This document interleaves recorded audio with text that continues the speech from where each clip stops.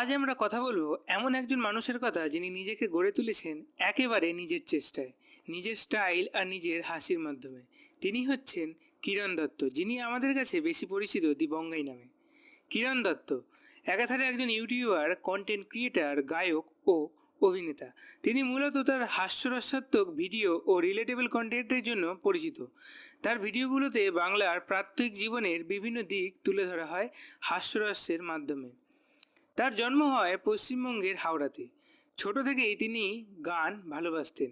কলেজে পড়াকালীন সময়ে ইউটিউবে ভিডিও বানানো শুরু করেন। তার প্রথম দিকের ভিডিওগুলো ছিল কলেজ লাইফ, সোশ্যাল মিডিয়া, এইসব বিষয়।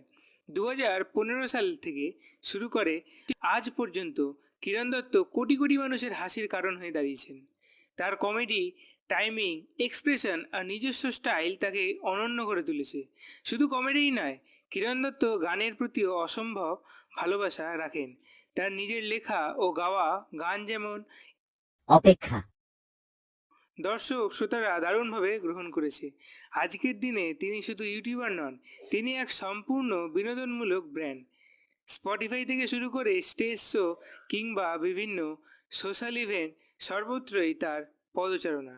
দি বঙ্গাই আমাদের দেখিয়েছেন কিভাবে নিজের প্যাশনকে পেশায় পরিণত করা যায়। তার যাত্রা আমাদের অনুপ্রাণিত করে স্বপ্ন দেখার, চেষ্টা করার।